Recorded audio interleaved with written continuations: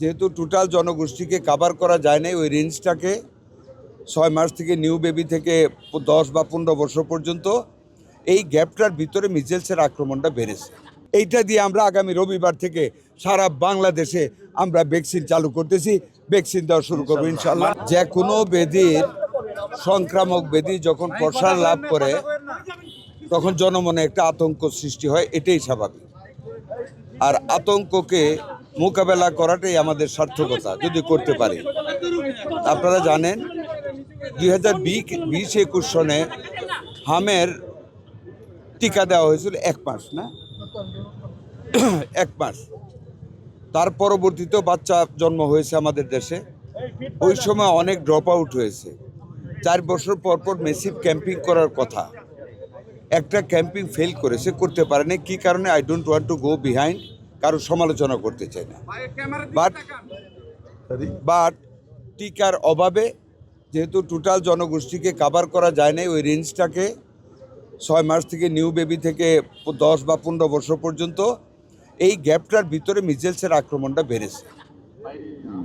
মিজেলসের আক্রমণ বাড়ার সাথে সাথে আমরা সরকারের পক্ষ থেকে আমাদের সীমিত সম্পদের ভিতরে আমরা আপ্রাণ চেষ্টা করে যাচ্ছি এটাকে মোকাবেলা করার জন্য। আপনারা জানেন আমাদের মহাখালী সংক্রামক ব্যাধি হাসপাতালে একটা বাচ্চা মারা গিয়েছিল আজকে থেকে 15-21 দিন আগে। আমরা মধ্যরাতে সেখানে গিয়ে আমাদের অব্যবহৃত ওয়ার্ল্ড ব্যাংকের 1:30টার সময় অব্যবহৃত একটা আইসিইউ ইউনিটকে আমরা 18 ঘন্টার ভিতরে খুলেছি।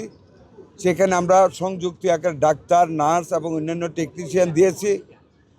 ডিএনসিসিতে আমরা মোর দেন 1000-এর মতো আমরা প্রভিশন রেখে নতুন ওয়ার্ড খুলেছি। আইসিইউগুলি সব জায়গায় খোলা হয়েছে। মানিকগঞ্জে 8 বেডের একটা আইসিইউ খোলা হয়েছে। শিশু পরিবারে ব্যাপক হারে প্রসারিত করা হয়েছে। সামগ্রিকভাবে আমাদের টোটাল ডাক্তার শ্রেণী একেবারে যান প্রাণ দিয়ে এই মহামারীকে, এই মিজেলসকে মোকাবেলা করার জন্য চেষ্টা করে যাচ্ছেন।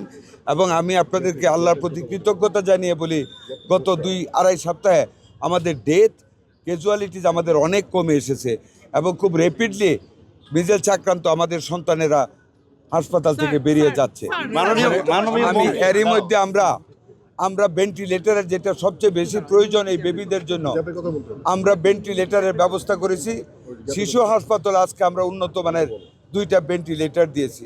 তার অধিক আপনাদেরকে আমি খুব আনন্দের সাথে জানাই, আমাদের দেশের সন্তান আইসিডিডিআরবির ডাক্তার তাহমিদ, উনি একটা নিজস্ব একটা পদ্ধতি উদ্ভাবন করেছেন, যেটা অবাধে একটা পানির বুদবুদ সৃষ্টি করার মাধ্যমে লাংয়ের ভিতরে লাংকে ক্লিয়ার করার জন্য অক্সিজেন ঢুকানোর একটা নতুন পদ্ধতি আবিষ্কার করেছেন, যেটা এখন দেখানো হবে সারা দেশব্যাপী। এটা দিয়ে আমরা বাচ্চাদের শ্বাস প্রশ্বাসটা স্বাভাবিক রাখতে আমরা সার্থক হবো ইনশাল্লাহ। ইমিউনিটি গ্যাপটার কারণে যদি টিকাটা কন্টিনিউ করতো মিজেলসের, তাইলে কিন্তু এটা হতো না। ওই 4 বছরের গ্যাপটার কারণে হয়েছে, প্লাস কোভিডকালীন সময়ে এই টিকাটার প্রচলন ছিল না, দিতে পারতো না, দেয় নাই। এই 2টা কারণে number of the people unvaccinated বাইরে গেছে, যে কারণে মিজেলসের আক্রমণ। আমরা দায়ী না, বিগত সরকার। আমরা এই মিজেলস আরম্ভ হওয়ার আগেই কিন্তু আমরা প্রিকশন হিসাবে 604 কোটি টাকা, যেটা করোনাকালীন সময়ের অব্যয়িত টাকা, ওই টাকা আমরা এডিবির মাধ্যমে ইউনিসেফ থেকে আমরা কিন্তু এই টিকা ইপিআই কালেকশন করার জন্য অলরেডি আমাদের ক্যাবিনেট কমিটি সহ পাস করে দিয়েছি। গতকাল আমরা মিটিং করেছি, 45 দিন সময় লাগবে আমরা এই ভ্যাকসিনটা পেতে। মিনওয়াইল একটা থেকে আরেকটা যায় না। মিনওয়াইল আমরা গ্যাভির কাছ থেকে তাদের যে নিজস্ব স্টক আমরা হাওলাত নিয়েছি গতকাল। এইটা দিয়ে আমরা আগামী রবিবার থেকে সারা বাংলাদেশে আমরা ভ্যাকসিন চালু করতেছি, ভ্যাকসিন দেওয়া শুরু করবো ইনশাল্লাহ। স্কুলে সপ্তাহে 3 দিন ক্লাস কিংবা হোম ক্লাস, এরকম কোনো আলোচনা কি আপনাদের শিক্ষা মন্ত্রণালয়ের সাথে হয়েছে? একেবারেই না, একেবারেই এই ধরনের কিছু আমাদের মধ্যে হয়।